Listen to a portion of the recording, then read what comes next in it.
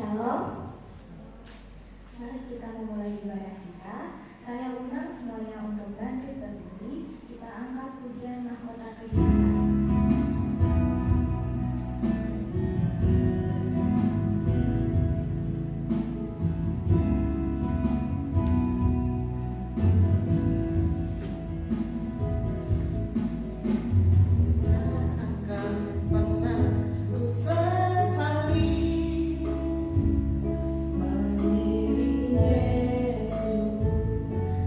Sepanjang hidupku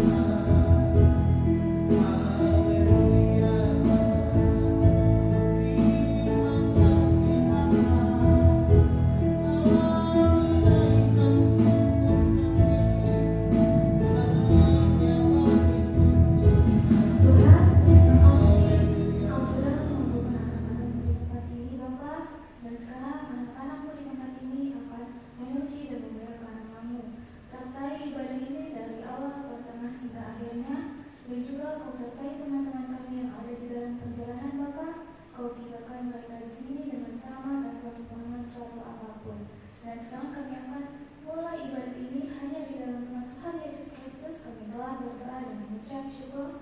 Haleluya, amin. Masih bangkit berdiri, kita akan angkat pujian Bangkit Sukarela.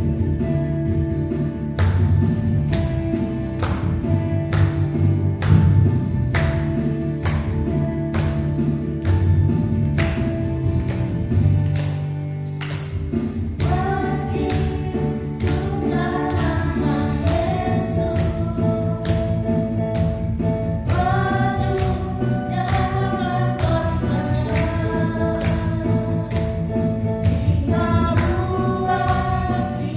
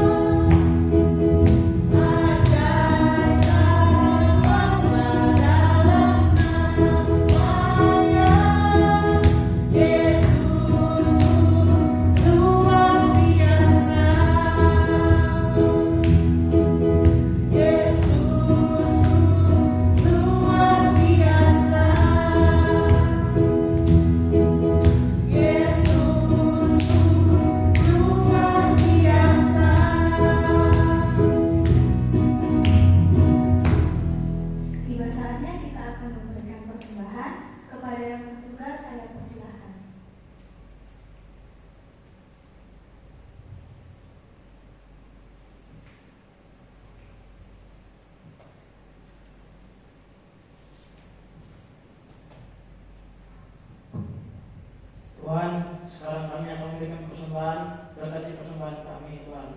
Haleluya, amin. Terima kasih untuk persembahannya.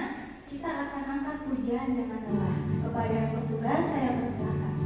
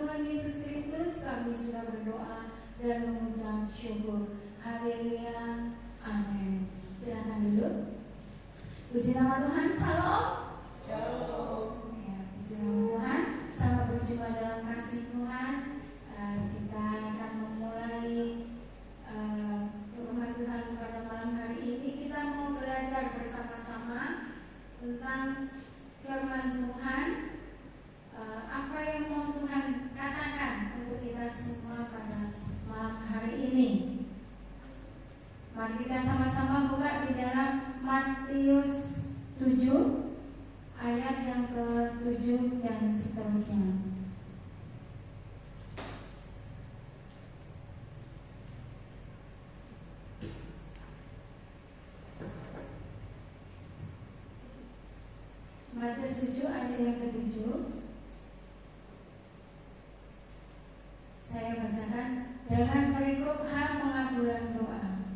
Mintalah maka akan diberikan kepadamu, carilah maka kamu akan mendapat, ketoklah maka pintu akan dibukakan bagimu. Karena setiap orang yang meminta menerima, dan setiap orang yang mencari mendapat, dan setiap orang yang mengetok baginya pintu dibukakan. Adakah seorang daripadamu yang memberi batu kepada anaknya jika ia meminta roti, atau memberi ular jika ia meminta ikan? Ayat 11. Jadi jika kamu yang jahat tahu memberi pemberian yang baik kepada anak-anakmu, apalagi Bapamu yang di surga, Ia akan memberikan yang baik kepada mereka yang meminta kepadanya. Amin. Firman Tuhan. Jadi saudara, pada malam hari ini Tuhan mau supaya kita belajar tentang pengabulan doa. Jadi untuk khotbah pada malam hari ini saya beri judul rahasia doa yang dijawab. Nah, jadi saudara, di dalam kita berdoa itu ada suatu rahasia supaya doa kita itu dijawab Tuhan. Nah, jadi di sini rahasianya apa? Nah, jadi di dalam Matius 7 ayat yang ke-7 sampai seterusnya ini saudara, ini adalah khotbah Tuhan Yesus di bukit, di mana Tuhan Yesus mengajarkan kepada murid-muridnya pada waktu itu, yaitu untuk bertekun di dalam berdoa dan mencari kehendaknya, ya, bertekun di dalam doa dan mencari kehendaknya Tuhan. Ya, itu yang Tuhan ajarkan, dan itu juga Tuhan mau untuk kita lakukan. Ya, jadi di dalam Matius 7 ayat yang ke-7 dan seterusnya, saudara, ini mengandung suatu undangan undangan dari Tuhan Yesus untuk kita tuh membangun suatu hubungan atau relasi dengan Tuhan. Ya, jadi untuk berhubungan dengan Tuhan atau membangun relasi yang intim dengan Tuhan. Ya, jadi di situ. Ya, jadi Tuhan mau di dalam kita berdoa kita tuh mendapatkan jawaban. Setiap berdoa, setiap kita doa, yang kita inginkan apa saudara? Jawaban dari doa. Ya. Nah, jadi saudara ini ya ada 3 hal ya yang akan kita pelajari di sini. Kita akan pelan-pelan. Yang pertama yaitu mintalah maka akan diberikan kepadamu. Ya, sampai di sana. Yang pertama yaitu mintalah. Kalau kita menginginkan doa kita dijawab, salah satunya apa saja yang pertama minta. Kalau di dalam doa kita itu kita nggak meminta ya Tuhan tidak akan memberikan saudara. Ya jadi mintalah. Ya di sini artinya sama-sama arti dari minta sini membawa pergumulan, harapan, keinginan kita atau kerinduan kita itu di hadapan Tuhan dengan penuh keyakinan. Pada saat kita berdoa, kita percaya bahwa kita menerima. Kita minta kepada Tuhan dengan yakin dan percaya bahwa kita akan menerima. Jadi dengan keyakinan.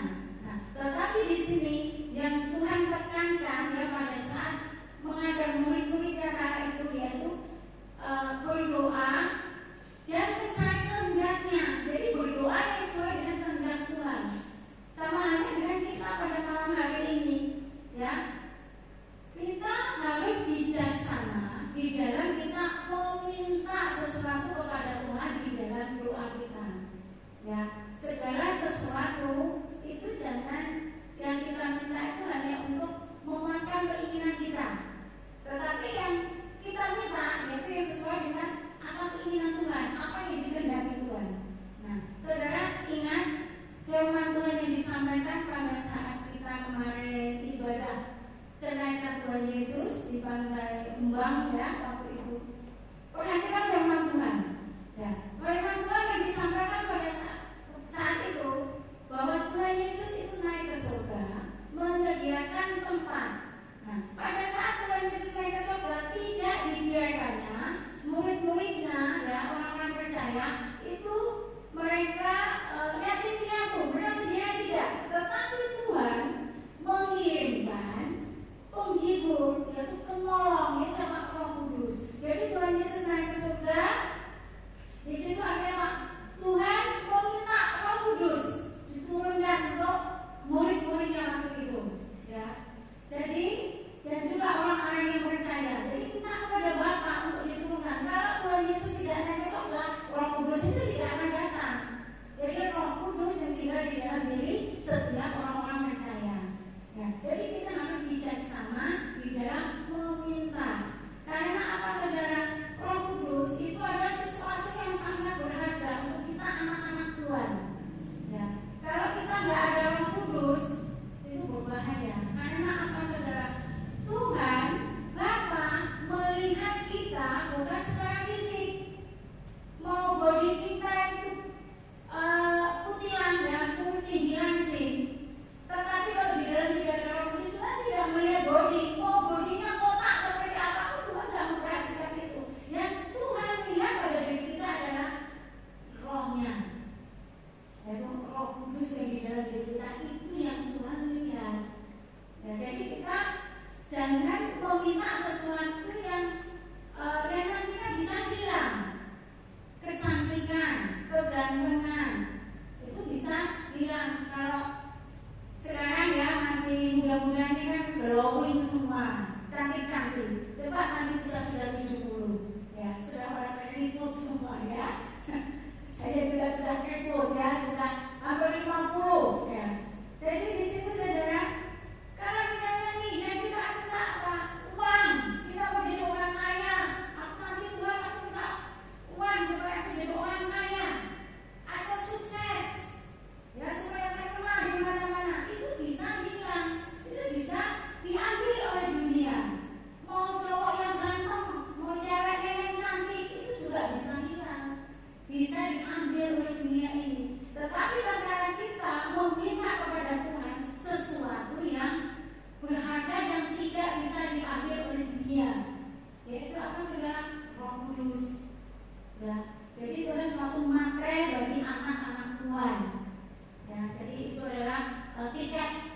Ikat kita, kalau bawah kita ini adalah miliknya Tuhan Yesus. Ya, jadi kita harus bijaksana di situ. Kemudian, saudara yang kedua, di sini dikatakan carilah. Ya, saya bacakan ayat ini berikutnya. Carilah, maka kamu akan mendapat.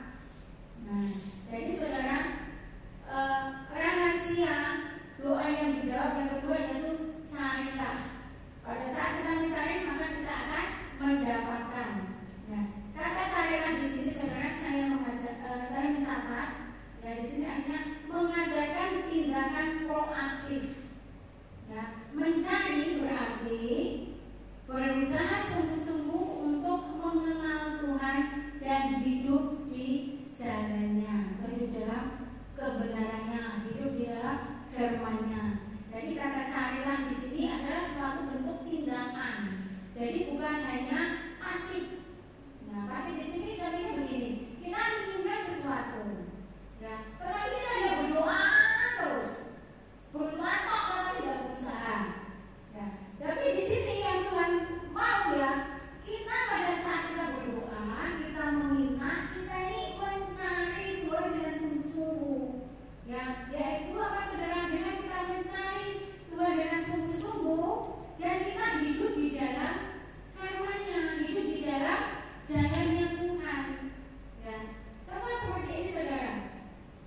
Pada saat seseorang berdoa, ya, minta sesuatu kepada Tuhan, contohnya yang kita yang supaya nyambung dengan minta Roh Kudus.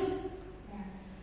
Seseorang berdoa dengan sungguh-sungguh minta Roh Kudus. Nah, tetapi di dalam tindakannya, di dalam kesehariannya, di dalam hidupnya tidak ada perubahan untuk berusaha hidup di dalam kebenaran. Ya, mau berdoa, mau nangis sampai ini air matanya yang membasahi, kemudian sampai ingusnya keluar, setiap berdoa terus menangis sungguh-sungguh. Tetapi setelah berdoa saudara malas-malasan lagi, HP terus, nah kemudian apa? Nggak ngurus sama orang tua, masih suka marah-marah, nah, tipu-tipu. Nah, tipu-tipu ini kalau yang masih orang yang nyontek atau suka berbohong dengan teman. Nah, jadi hidup yang tidak sesuai dengan firman Tuhan, hidup yang tidak di dalam kebenaran. Nah, kalau orang yang seperti ini hidupnya, jangan pernah berharap bahwa Tuhan akan menjawab doa kita.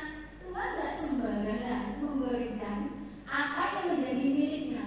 Pada saat kita berdoa minta Roh Kudus, tetapi hidup kita tidak mau berubah, ya, kita berdoa kemudian kita hidup di dalam firman-Nya Tuhan, kita hidup sesuai dengan kehendak-Nya Tuhan, ya, kita nggak akan mungkin dapat kalau nggak hidup seperti yang Tuhan mau. Contoh, kalau misalnya pada saat kita berdoa, Tuhan katakan misalnya di sini kita ada rasa marah sama orang, atau mungkin marah sama saudara, atau sama adik atau kakak atau bahkan orang tua, dan di situ apa yang Tuhan katakan ampuni. Pada saat kita tidak melakukan itu, ya itu akan menjadi penghalang dari doa tadi. Jadi yang Tuhan mau saudara, pada saat kita itu meminta sesuatu kepada Tuhan, Tuhan mau supaya kita itu juga mencari Tuhan dengan sungguh-sungguh dengan hidup di dalam kebenarannya atau hidup di dalam jalannya Tuhan. Ya. Jadi ini yang saudara, pada saat kita itu hidup di dalam jalannya Tuhan, maka pada saat kita berdoa, maka disitulah kita itu apa saudara? Kita akan menemukan, ya. Maka dikatakan carilah, maka kamu akan mendapat. Kita akan mendapatkan atau menemukan. Pada saat kita sungguh-sungguh di dalam Tuhan, kita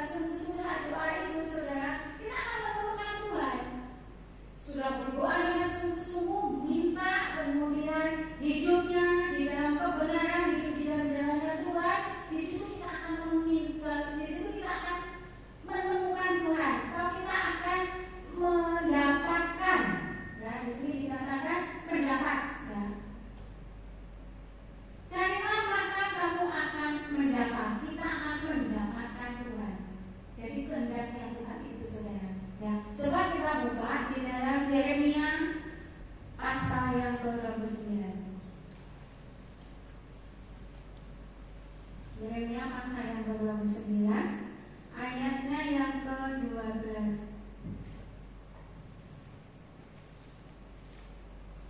Saya bacakan. Sudah ketemu?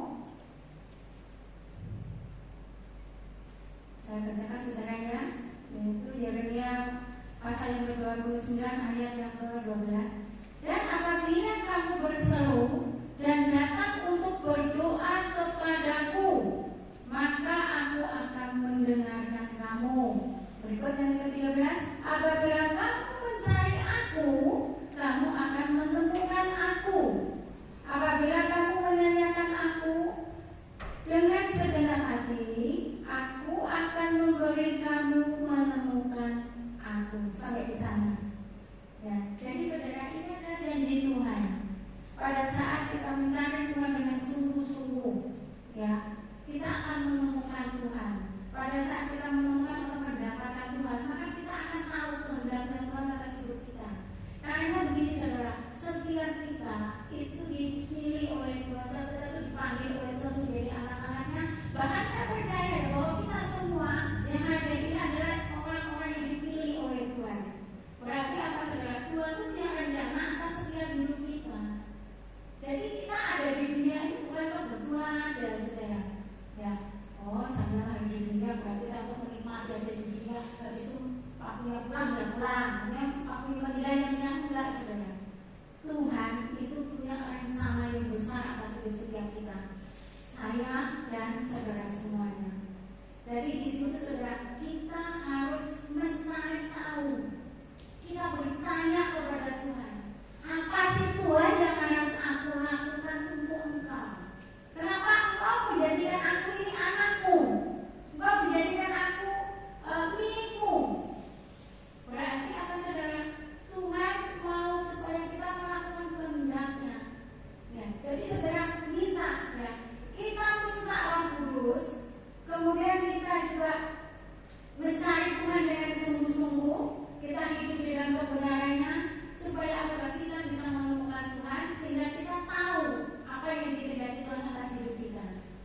Ya, jadi saudara, ini kan. Kemudian saudara, pada saat kita menemukan Tuhan, disitulah jawaban doa. Pada saat kita menemukan Tuhan, kalau kita belum menemukan, ya belum. Ya, berikut yang ketiga. Yang ketiga yaitu ketoklah. Kita kembali ke Matius 7 ayat yang ke-7 tadi, yaitu Matius pasal 7 ayat yang ke-7. Ya, berikutnya ya. Ketoklah maka pintu akan dibukakan bagimu. Nah ini ketoklah. Namanya ketoklah itu berarti bukan ya apa saudara? Pintu. Ya, ketok-ketok. Berarti orang bertamu ketok-ketok di sini. Ya. Tapi di sini ketoklah. Ya, itu arti dari ketoklah ini menggambarkan ketekunan, tekun. Perintah Tuhan tadi apa? Supaya kita tekun dalam berdoa. Dan tekun, ya, yaitu ketoklah itu mereka ketekunan atau yaitu suatu tindakan konsisten. Konsisten berarti terus-menerus, ya, dilakukan terus-menerus, konsisten. Kemudian ada lagi yang lain itu patang merah.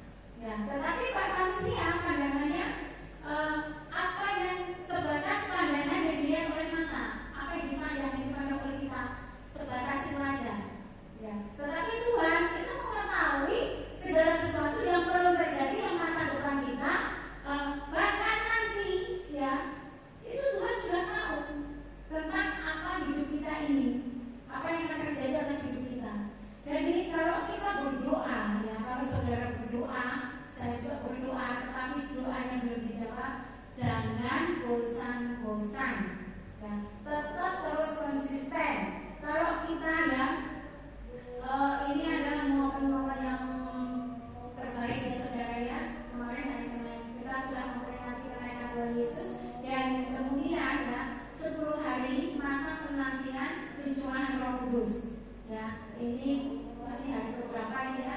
Ya, ini adalah momen-momen yang sangat tepat bagi kita untuk kita minta. Ya, kita fokuskan minta sama Tuhan, itu minta Roh Kudus. Ya, supaya apa, saudara, kita itu hidup di dalam kehendaknya Tuhan. Ya, jadi saudara, jadi kalau misalnya nih di antara kita atau di antara saudara-saudara yang saat ini berdoa belum dijawab, tetap sabar, ya, harus tetap percaya bahwa Tuhan itu menjawab doanya, harus yakin, tetapi harus tetap tekun, ya.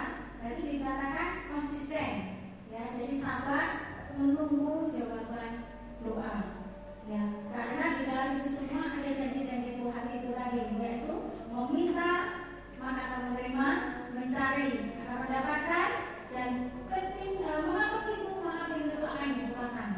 Ya, kalau kita tuh berdoa terus, saudara, pokoknya nggak bosan-bosan kita berdoa, fokus minta yang satu itu, saudara, Tuhan akan melihat hati kita. Nah, tapi nanti ada masanya Tuhan akan membukakan pintu itu. Pada saat pintu itu dibukakan, berarti itu jawaban doa sedang terjadi, ya. Jadi harus sabar. Nah, kemudian saudara, kita buka ayat yang ke selanjutnya, yaitu ayat yang ke-9, ayat yang ke-9 sampai dengan ayat ke-11, kita sama-sama baca. Saya bacakan. Adakah seorang daripadamu yang memberi batu kepada anaknya jika ia meminta roti, atau memberi ular jika ia meminta ikan?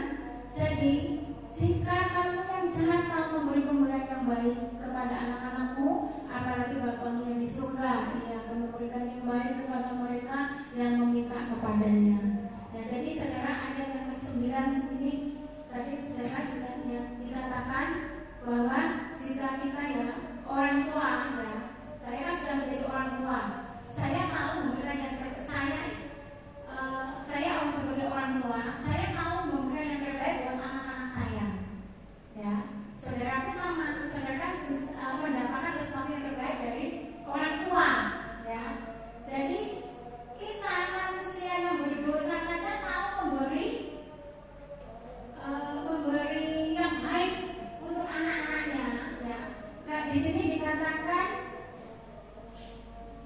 jadi jika kamu yang jahat, nah, jika kamu yang jahat tahu memberi pemberian yang baik kepada anak-anakmu, apalagi Bapa di surga. Kita manusia tahu memberi yang baik untuk anak-anak, ya, yang jadi orang tua, apalagi Bapa kita di surga. Dia akan memberikan yang terbaik. Ya, di sini saya mencatat, ya, dari ayat yang ke-9 sampai yang ke-11 di sini, terutama ayat ke-11, ya, ayat yang ke-10 sampai ke-11, ini menganalogikan atau menggambarkan Tuhan itu sebagai Bapa yang sempurna.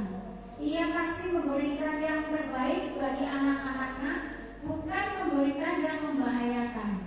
Nah, ini saudara, pada saat kita berdoa, ya, saya dan saudara berdoa, apabila doa kita yang dijawab oleh Tuhan itu tidak seperti yang kita inginkan, tidak sesuai dengan apa yang kita harapkan, kita jangan kecewa.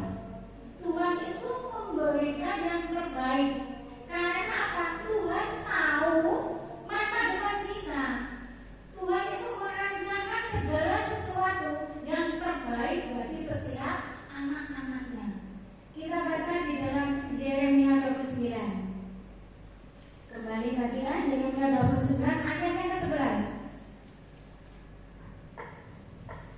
Saya bacakan. Sebab aku ini mengetahui rancangan-rancangan apa yang ada padaku mengenai kamu. Demikianlah firman Tuhan, yaitu rancangan damai sejahtera dan bukan rancangan kecelakaan, untuk memberikan kepadamu hari depan yang penuh harapan. Ya, ini luar biasa, saudara. Jadi kita sebagai anak-anak Tuhan, betapa kita adalah orang-orang yang harus sangat bersyukur. Kita memiliki Tuhan, memiliki Bapa yang luar biasa, yang mengasihi kita,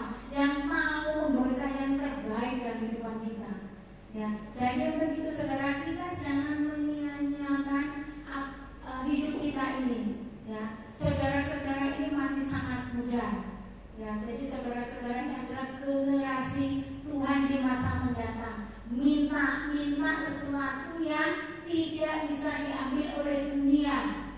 Ya, yaitu minta Roh Kudus supaya apa saudara? Roh Kudus itu menuntun kita menuju kepada kehendaknya Tuhan.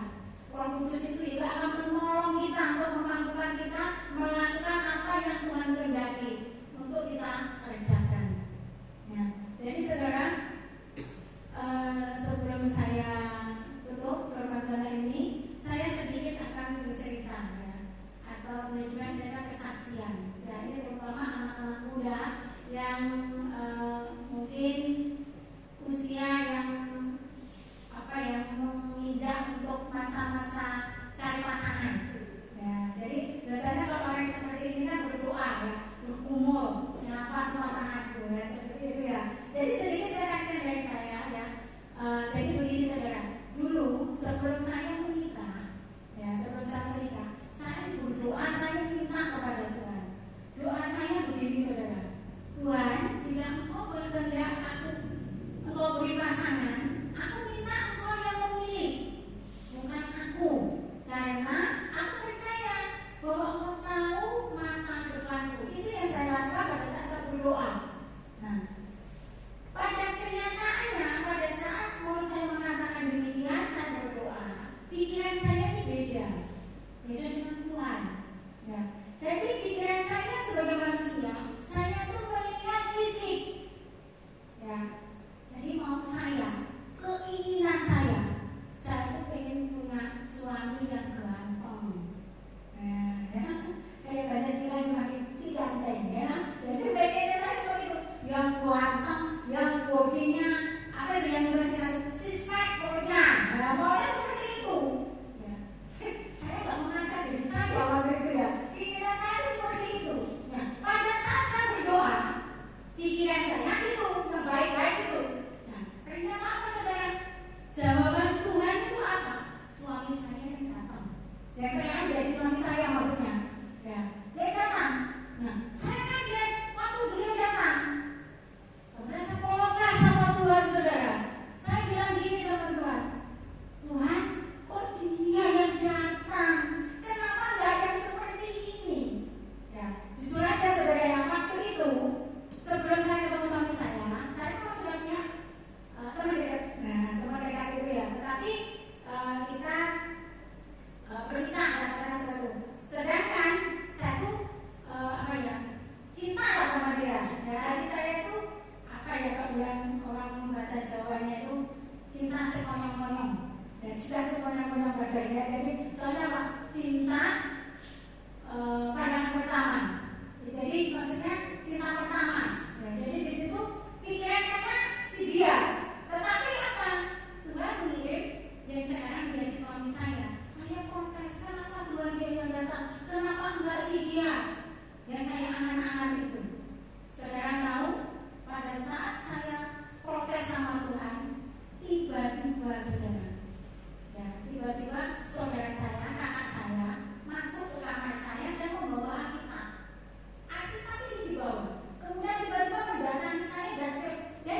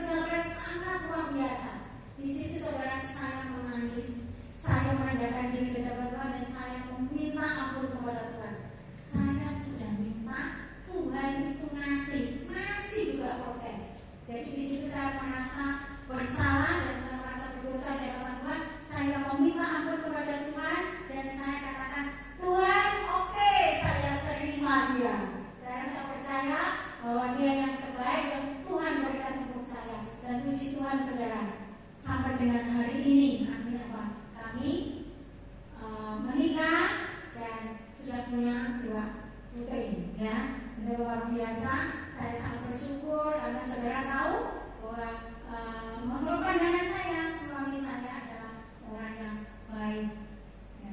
Dia sangat mengasihi saya, bisa menerima saya apa adanya, dan ini saudara seperti yang sudah menjanjikan. Tuhan memberikan yang terbaik kepada setiap anak-anaknya. Ya, jadi saudara yang muda-muda yang mungkin ini ingin memiliki pasangan, ya, yang usianya masa ingin memiliki pasangan dan mencari pasangan, berdoa minta sama Tuhan supaya apa? Kasih yang terbaik, ya. Oke, ya. Jadi kesimpulan pada firman Tuhan pada malam hari ini yaitu doa yang dijawab Tuhan adalah doa yang selaras dengan kehendak Tuhan.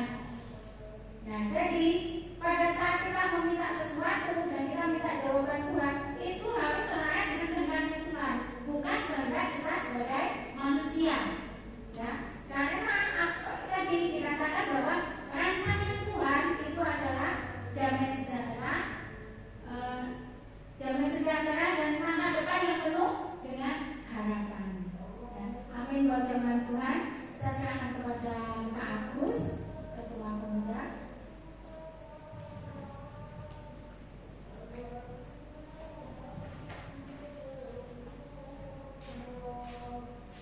Mari kita bersatu dalam doa. Tuhan Yesus, terima kasih Kau sudah memberkati kami melalui firman-Mu. Kau ajarkan kami menjadi pendoa-pendoa yang benar, yang kudus sesuai dengan kehendak-Mu Tuhan. Jadikan kami pendoa-pendoa yang mencari Engkau, yang meminta kepada Engkau dan mengetok Engkau dengan setia, sehingga janji-janji Tuhan itu terdengar dalam kehidupan kami. Memberkati Ibu Nasi yang sudah memberkati firman-Mu, Engkau memberkatinya senantiasa dalam pelayanannya. Seluruh sidang pemuda yang melayani pada malam hari ini, Engkau memberkati mereka, Engkau tambahkan kata mereka, kesetiaan mereka, sehingga mereka boleh menjadi saksi Tuhan, saksi Kristus dimanapun mereka berada. Seluruh sidang pemuda yang hadir pada malam hari, kami menyerahkan ke dalam tangan Tuhan. Kiranya Engkau senantiasa memberkati Engkau yang hadir dalam setiap kehidupan mereka, baik bersama-sama dengan anak pemuda dan remaja di tempat ini, baik dalam sekolah, baik dalam kuliah, dalam pekerjaan, dalam keluarga, di dalam pelayanan. Engkau senantiasa mengurapi mereka, Engkau senantiasa hadir dalam setiap pelayanan mereka. Engkau yang mengurapi, Engkau yang menguduskan setiap anak-anak muda-Mu di tempat ini, sehingga pelayanan mereka boleh memuliakan nama-Mu dan banyak orang diberkati melalui pelayanan anak-anak-Mu di tempat ini. Sebentar kami akan berpisah satu dengan yang lain. Kami percaya Tuhan menyertai kami, melindungi, menjaga kami hingga sampai tempat tujuan kami, dan kumpulkan kami Tuhan pada ibadah-ibadah yang lain bersama teman-teman seiman kami di tempat ini, untuk bersama-sama menaikkan pujian penyembahan kami dan belajar akan firman-Mu. Ini doa dan permohonan kami Tuhan, dan di dalam nama Tuhan Yesus Kristus kami berdoa dan mengucap syukur. Haleluya, amin. Puji nama Tuhan. Untuk kita sekalian, minggu depan itu ada undangan untuk kita ibadah gabungan di GBI Retani. Apakah kita akan hadir atau kita tetap ibadah di tempat ini? Bagaimana? Yang mau ibadah di tempat ini angkat tangan. Yang mau gabung angkat tangan. Gak ada juga. 1, 2, 3. Ya, yang lain? Yang mau di tempat ini angkat tangan? Nggak ada, berarti mau ke sana. Oke, kita ketemu di GBI Retani hari Sabtu depan jam 6 sore. Nanti saya akan umumkan di ibadah umum pada esok hari. Kemudian untuk Sabtu depannya lagi ada ibadah WBI gabungan PWKI.